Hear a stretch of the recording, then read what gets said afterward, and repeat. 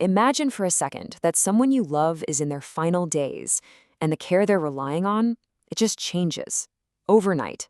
And not for any medical reason, but because of a political decision happening hundreds of miles away. Well, that's not a hypothetical. That's exactly what happened when a government shutdown sent a massive shockwave through the world of end-of-life care. Yeah, just like that, a system that's supposed to provide comfort and support was thrown into chaos. And this one event, it kicked off this whole cascade of consequences for patients, for families, for caregivers, hitting them at literally the most vulnerable time in their lives. So what was the first domino to fall? Well, the shutdown immediately killed the telehealth flexibilities that had become, frankly, a lifeline for hospice care during the pandemic. Think of it like someone just snipping a vital communication line, leaving patients and families feeling totally cut off and, well, scared. And the timing here it was a perfect storm, really. These telehealth rules, they were already set to expire. But the government shutdown happened at midnight on that exact day, slamming the door shut on any chance of a last-minute extension. So these critical tools, like virtual recertifications that let patients keep getting care without a difficult in-person visit, poof, they were gone in an instant. Now, this huge federal crisis, it didn't just happen in a vacuum. Nope, it landed right on top of an industry that was already trying to navigate this crazy maze of state-level rules. I mean, to really get the pressure these providers are under, you gotta see the kind of administrative hoops they have to jump through every single day. Let's just take Texas, for example. Okay, so providers there are dealing with everything from having to get physicians fingerprinted to learning whole new data systems, like something called Tulip, which checks if someone's employable.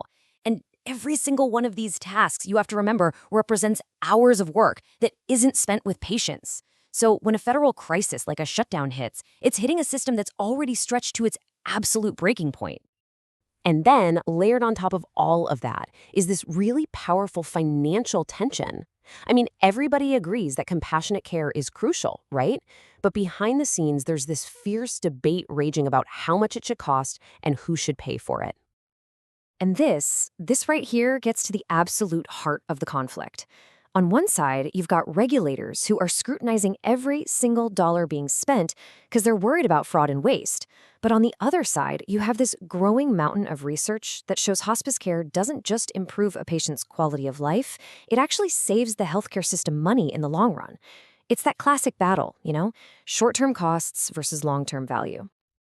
And yet, even with all of these systemic pressures, the focus on the actual human being, on the patient, hasn't been lost.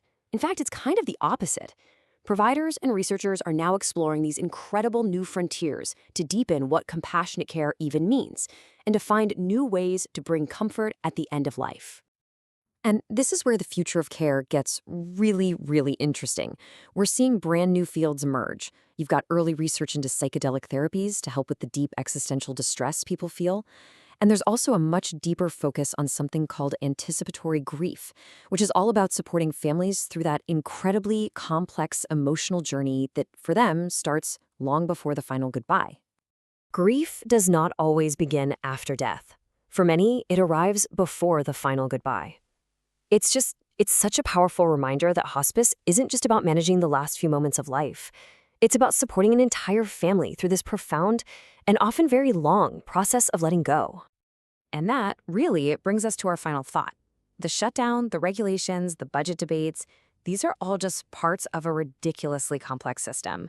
So the question we're all left with is this. As that system gets more and more complicated, how do we protect the human side of care from being crushed under the weight of it all?